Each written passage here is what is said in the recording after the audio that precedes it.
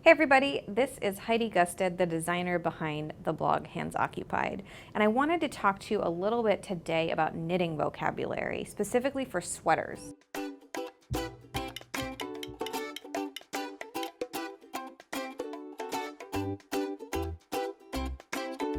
When you level up to sweater knitting, there's a few different terms that you might be new to. It's not unlike sock knitting, where in sock knitting you have things like the toe, the heel flap, the gusset, top-down construction, toe-up construction, etc. And so with sweaters, you have things like bottom-up construction, top-down construction, and you can even get creative with short rows and side-to-side construction. But there's a couple vocabulary words that I want to talk to you about. Today specifically, I want to talk about raglan sleeves.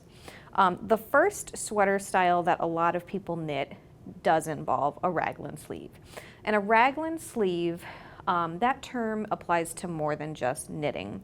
Raglan sleeves are probably most iconic in baseball tees. You know, the t-shirts that have the little ringer around the top and they're like a 3/4 length and the sleeves are usually one color and the body of the shirt's another.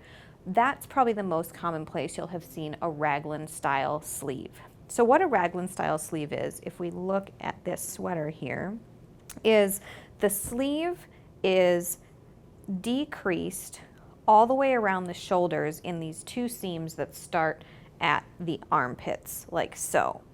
So in sweaters, there are a few different types of sleeves that you'll encounter. Raglans are a big one. There's also set-in sleeves, dolman sleeves, D-O-L-M-A-N, and also kimono style sleeves. And then you also get people who get creative with a whole bunch of other types of sweater construction.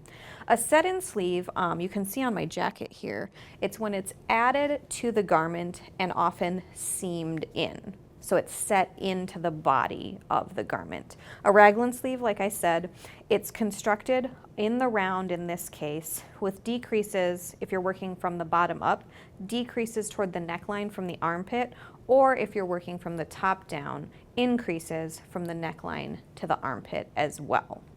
And then dolman sleeves and kimono sleeves are a little fancier, and so for the purposes of this video, I'm going to set those aside for a future discussion topic. But a couple more things to keep in mind when you're looking at raglan sleeves are the fact that it's a really popular choice for casual knitting projects, especially pullovers like this one, because it lays really nice on the body and it's knit pretty easily. This is one of the first sweaters I ever designed, and this features bottom-up construction. So what you do when you make this sweater is you knit in the round, the body, the trunk, the torso of the sweater, and the two sleeves before joining them into a round at the armpits.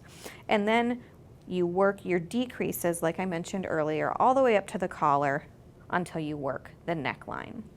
There's a couple of pros and cons to raglan sleeves. One is that the line you get for your sleeve can sometimes be a little sharp and not be as natural of a lay around the shoulders as other things like set-in sleeves that you might encounter.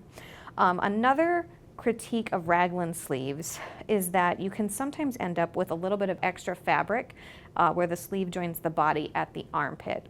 So in the case of this sweater, you can do things like a 3-needle bind off or a Kitchener bind off to close out those extra stitches so you don't end up with extra bulk under the arm, which impacts the fit and how comfortable the piece is to wear.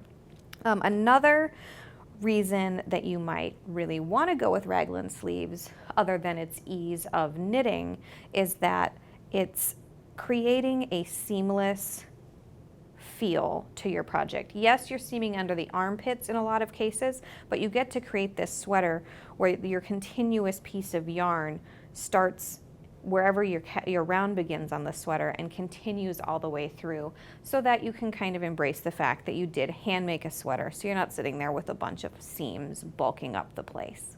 So if you've got any questions for us about raglan sleeve construction or the origins of raglan sleeves or anything like that, go ahead and reach out in the comments. And if you have any ideas for places you might like to see a raglan sleeve, let us know there as well. And don't forget to tune in again for more knitting videos.